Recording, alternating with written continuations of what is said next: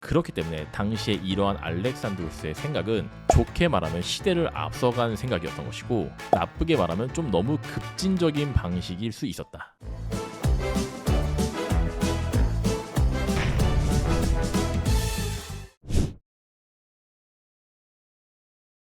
안녕하세요. 쉽지만 깊이 있게 바깥세계사의 춘닥터입니다. 자, 오늘은 위대한 정복자 알렉산더 대왕이 왜 인도 원정을 실패했는지, 그리고 그는 어떻게 죽음을 맞이했는지, 이런 부분에 관한 이야기를 해보려고 합니다. 바로 시작하시죠. 자, 히다스페스 전투에서 북부 인도를 지배하고 있던 포로스 왕을 물리치고 이제는 그 포로스 왕과 동맹을 맺게 된 알렉산드로스, 드디어 본격적인 인도 원정을 계획하게 되는데요. 일단 인도의 사정을 잘 알고 있던 포로스 왕이 알렉산드로스를 적극적으로 도와주게 됩니다. 알렉산드로스 왕이시여, 이곳을 지나면 인도의 중부 지역으로, 그곳은 난다 왕국이란 나라가 지배하고 있습니다. 이 난다 왕국은 20만 이상의 병력과 8,000대의 전차, 그리고 6,000마리의 코끼리 등 정말 대규모 군대를 갖고 있는 아주 큰 나라입니다. 준비를 단단히 하셔야 할 겁니다. 하지만 알렉산드로스는 당시 인도라는 지역에 대해서 거의 정보가 없는 상태였거든요. 그래서 포로스 왕의 이러한 이야기를 듣고도 알렉산드로스는 이렇게 반응합니다. 인도는 굉장히 조그만 나라 아니던가? 대제국 페르시아도 손에 넣었는데 인도 정도야 식은 죽 먹히겠지. 나 알렉산드로스는 빠르게 인도를 정복하고 페르시아로 돌아가겠다. 이렇게 알렉산드로스는 인도 원정에 대해서 조금은 쉽게 생각을 했던 것이죠. 하지만 그의 기대와는 달리 인도 원정은 초반부터 난관에 부딪히게 됩니다. 그리고 그것은 바로 병사들의 종군 거부였던 것이죠. 자, 그렇다면 종군 거부가 과연 무엇이냐? 쉽게 말해서 더 이상 지휘관의 말을 듣지 않는 것, 즉 군대가 파업을 하는 것을 말하는 것인데요. 그렇다면 도대체 왜 무적의 군대로 불리웠던 알렉산드로스의 병사들은 파업을 했던 걸까요? 저는 일단 여기서 굉장히 중요한 세 가지의 이유가 있다고 생각을 합니다. 일단 첫 번째는 바로 미지의 세계, 인도에 대한 두려움이죠. 일단 당시만 하더라도 고대 시대였기 때문에 사람들의 시야가 굉장히 좁았습니다. 그래서 알렉산드로스의 이 마케도니아 병사들은 이 그리스 지역 출신이기 때문에 자신들과 가까운 지역이었던 어떤 지중해 지역이라던가 아니면 그 옆에 있는 페르시아 같은 중동 지역은 어느 정도 익숙한 상태였지만, 인도 같은 경우는 그들의 입장에서 굉장히 먼 지역이었기 때문에 말 그대로 미지의 세계 영역이었던 것이죠. 거기에 인도는 그리스나 어떤 페르시아와 달리 기후가 굉장히 습한 지대고 정글이 많이 있었고, 또 막 대규모 코끼리 부대 이런 것들이 막 보이잖아요. 그래서 정말 이제까지 상대했던 나라와는 차원이 다른 상대라는 느낌을 주었겠죠. 그리고 덥고 습한 전혀 다른 기후였기 때문에 풍토병이라든지 전염병에 걸릴 확률도 굉장히 높았습니다. 이런 부분들이 알렉산드로스의 마케도니아 병사들에게 점점 공포감을 심어주었던 것이죠. 그리고 두 번째, 이것은 바로 이제는 가진 것이 너무 많아졌다입니다. 자, 원래 알렉산드로스와 그의 병사들은 굉장히 척박하고 무시받던 나라인 마케도니아 출신이었어요. 그래서 그들은 예전에는 더 나은 삶을 살기 위해서라도 정말 치열하게 전투를 하고 전쟁을 하면서 주변 나라들을 정복했던 것이죠. 하지만 이제는 정말 세계 최강의 대제국이었던 정말 황금과 보물이 넘치는 페르시아 제국까지 집어삼켰기 때문에 마케도니아의 병사들 입장에서는 더 이상의 정복 전쟁을 어떤 할 이유나 명분을 찾지 못하게 된 것입니다. 세계 최강의 제국 페르시아까지 우리 발밑에 들어왔는데 굳이 위험을 감수하고 저 미지의 세계인 인도까지 정복할 필요가 있을까? 우리는 8년 동안 전쟁만 하면서 너무 지쳐있는 상태라고. 이제 우리도 좀 황금을 누리면서 좀 쉬엄쉬엄 인생을 살아가고 싶다고. 아마도 병사들은 이렇게 생각하지 않았을까요?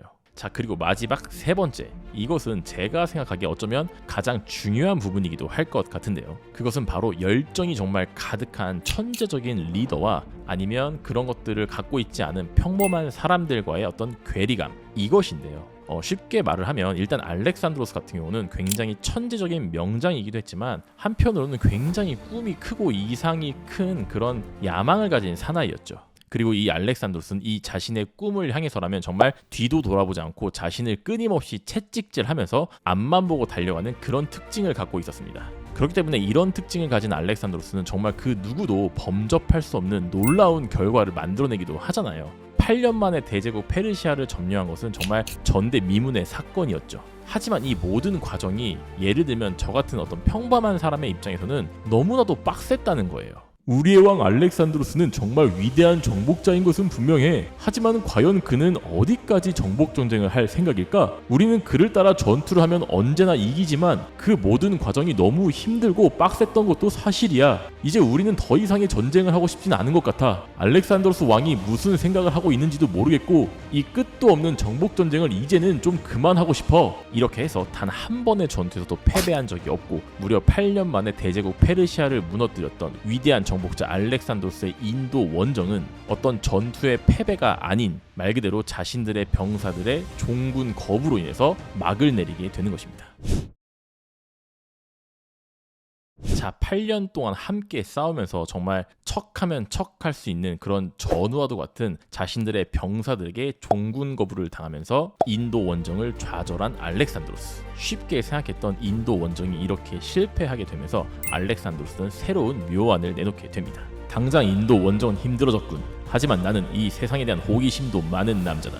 이렇게 된 이상 페르시아로 쉽게 돌아가면 재미가 없다고 할 수 있지. 나 알렉산드로스는 돌아갈 땐 돌아가더라도 조금 더 미지의 땅을 개척하면서 회군하도록 하겠다. 이렇게 해서 알렉산드로스는 페르시아로 회군을 할 때 원래 왔던 길로 돌아가지 않게 되는 것입니다. 우리는 인더스강 남부로 돌아서 회군하도록 한다. 인더스강의 끝에 과연 바다가 있을지 내 눈으로 확인해 보겠다. 페르시아로 돌아가는 길이 결코 심심하지만은 않겠군. 하하, 알렉산드로스가 만약 원래 왔던 길인 북부 인도에서 다시 중앙아시아를 거쳐 페르시아로 돌아갔다면 원래 자신들이 개척해놓은 길로 돌아가는 것이었기 때문에 쉬운 길이잖아요. 그래서 2개월이면 회군이 가능했었습니다. 하지만 이렇게 새로운 길인 북부 인도에서 인더스강 남쪽으로 남부 지역을 쭉 훑으면서 결국은 호르무즈 해협을 지나서 페르시아까지 가는 이 먼 길은 새로 개척하는 길이기도 했기 때문에 무려 1년 정도가 걸리는 대장정이었어요. 게다가 이 인더스강 남부 지역은 또 인도의 소수 민족들이 자잘하게 다스리고 있던 땅들이 겹쳐 있었습니다. 그래서 알렉산드로스는 이 인더스강 남쪽으로 내려오면서 이 인도의 소수 민족들과도 자잘하게 전투를 치르게 되고 이 와중에 또 자신의 가슴에 화살을 맞게 되면서 정말 죽을 뻔한 위기를 넘기기도 하였죠. 그리고 또 한편으로는 미지의 길이었기 때문에 경로를 잘못 선택한 나머지 정말 물이 없는 뜨거운 사막을 지나기도 했는데요. 이 사막을 지나는 길에서 또 재미있는 일화가 있어서 소개해드리도록 하겠습니다. 물이 떨어진 정말 뜨거운 이 사막 한가운데 병사들이 작은 물 웅덩이를 발견하게 됩니다. 정말 딱 한 바가지 나올 만한 물 웅덩이군. 일단 이 물은 가장 중요한 우리의 주군 알렉산드로스 왕께 갖다 드리자. 병사들은 말 그대로 딱 한 바가지만의 그 소량의 물을 정말 귀하게 모아서 알렉산드로스 왕에게 갖다 바치게 됩니다. 하지만 알렉산드로스는 이 물을 받은 뒤 물구러미 쳐다보고 있다가 그대로 모래바닥에 쏟아버리게 되죠. 나만 이 물을 마실 수 없다. 우린 모두 함께 가는 것이다. 물이 없고 언제 끝날지 모르는 사막이지만 나는 그대들과 끝까지 함께 할 것이다. 이렇게 해서 알렉산드로스와 그의 병사들은 무사히 사막을 지나서 결국 페르시아로 잘 복귀를 하게 되는 것입니다. 무려 10년이라는 기간 동안 앞만 보고 달려왔던 이 알렉산드로스의 동방 원정이 드디어 막을 내리는 순간이었던 것이죠. 자, 페르시아의 수도 중에 하나인 수사로 돌아온 알렉산드로스는 정복 전쟁을 하느라 그동안 미뤄놨던 일들을 처리하기 시작합니다. 먼저 알렉산드로스가 인도 원정을 떠났던 사이에 수많은 페르시아의 지방 장관들이 부정부패를 저지르고 있었는데요. 알렉산드로스는 이 부분부터 바로잡기 시작하죠. 나 알렉산드로스는 신뢰를 가장 중요시하는 사람이다. 그런데도 너희는 나의 믿음을 저버리고 절대로 해서는 안 될 일들을 저지르고 말았다. 결코 용서할 수 없지. 모두 사형에 처한다. 이렇게 알렉산드로스는 먼저 부패한 페르시아 지방 관료들을 척결하였고 그 뒤에 페르시아와 마케도니아인의 융합 정책을 시행하게 됩니다. 바로 페르시아의 여성과 또 마케도니아의 남성의 대규모 결혼식을 시행하게 된 것이죠. 우리 마케도니아는 작은 나라다. 하지만 페르시아는 엄청나게 크고 인구도 굉장히 많은 나라지. 당연히 이런 대제국을 안정적으로 운영하기 위해서는 소수의 마케도니아인뿐 아니라 다수의 페르시아인들의 도움도 필요할 것이다. 그러므로 우리는 서로를 차별하지 말고 페르시아인들과 함께 나라를 다스리는 마인드를 가져야 한다. 나부터 앞장서겠다. 페르시아 여성과 결혼을 하도록 하지. 사실 이러한 알렉산드로스의 생각은 지금 시대를 살고 있는 우리가 들었다면 어느 정도 현실적이기도 하고 또 개방된 마인드라고 할 수 있겠는데요. 하지만 당시는 고대 사회였죠.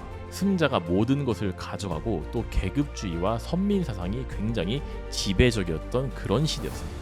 그렇기 때문에 당시에 이러한 알렉산드로스의 생각은 좋게 말하면 시대를 앞서간 생각이었던 것이고, 나쁘게 말하면 좀 너무 급진적인 방식일 수 있었다, 이렇게 볼 수 있을 것 같아요. 하지만 어쨌든 이런 알렉산드로스의 생각과 사상 그리고 가치관은 결국 그가 죽은 뒤에 헬레니즘 문화라는 것으로 결국 꽃을 피우게 되죠. 자, 페르시아로 돌아와 어느 정도 정비를 마친 알렉산드로스. 이제 그는 새로운 원정을 꿈꾸기 시작합니다. 인도 원정은 병사들의 종군 거부로 실패로 끝났다. 하지만 나 알렉산드로스는 포기를 모르는 남자라고 할 수 있지. 세상에 정복할 땅은 많이 남아있다. 일단 아라비아 반도를 넘어서 아프리카의 카르타고 그리고 이탈리아의 로마까지 모두 내 손 안에 넣을 것이다. 이렇게 알렉산드로스는 정말 아주 크고 원대한 계획인 서방 원정을 계획하게 되는 것이죠. 당시 알렉산드로스의 나이가 31살, 겨우 31살이었거든요. 그래서 저는 만약 알렉산드로스가 정말로 중년까지 살아 있었다면 과연 얼마나 더 많은 나라들을 정복했을까? 그리고 정말 그의 계획대로 이 아라비아 반도를 넘어 카르타고와 로마까지도 과연 정복을 할 수 있었을까?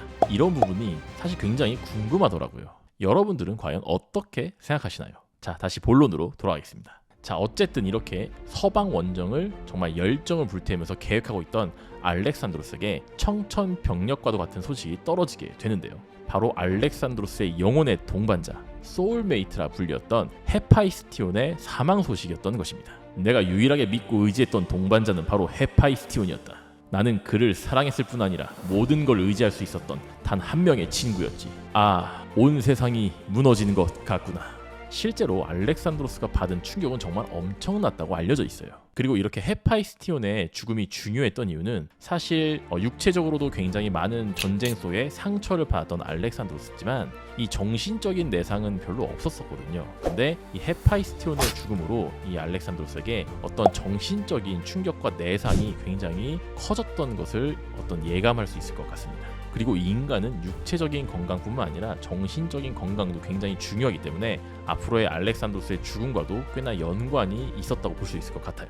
자, 어쨌든 알렉산드로스는 이듬해인 기원전 323년 계획했던 서방 원정에 대한 준비에 박차를 가하기 시작합니다. 마치 헤파이스티온의 죽음을 잊으려는 사람처럼 더욱더 일에 몰두하게 되는 모습을 보였었는데요.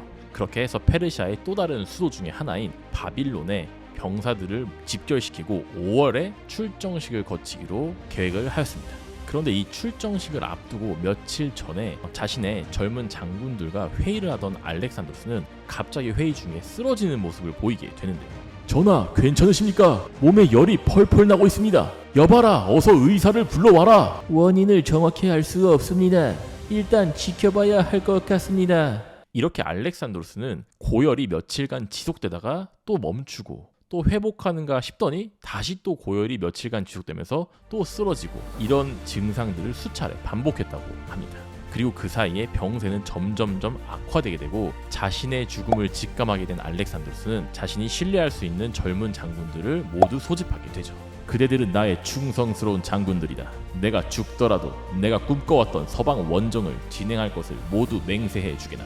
그 맹세가 있은 이후 며칠이 지나고 나서 그의 예감대로 알렉산드로스는 더 이상 침상에서 일어나지 못하고 세상을 떠나게 됩니다. 그의 나이 향년 32세, 정말 누구보다 꽃다운 나이에 갑작스럽게 세상을 떠나게 된 죽음이었죠. 그렇기 때문에 이 사망 원인이 독살이라는 이야기도 있고, 또 알렉산드로스가 평소 과음을 많이 했기 때문에 술을 너무 많이 먹어서 급사를 했다는 이런 여러 가지 가설들이 존재하는데요. 하지만 대부분의 역사학자들은 일단 알렉산드로스가 죽기 전의 증세가 고열이 며칠 동안 지속됐다가 반복되는 그런 양상을 보였다는 점, 그리고 알렉산드로스가 덥고 습한 지역이었던 인도 원정을 다녀왔다는 점, 이런 점들을 미루어 보았을 때는 말라리아를 가장 유력한 원인으로 꼽고 있습니다. 그리고 정말 8년이라는 이 짧은 기간 동안 그가 이룩해낸 이 알렉산드로스의 대제국은 알렉산드로스가 죽음을 맞이하자마자 다시 혼돈의 세계로 빠져들게 되는 것이죠. 자, 여러분, 알렉산더 대왕의 이야기는 오늘 여기까지 하도록 하겠습니다.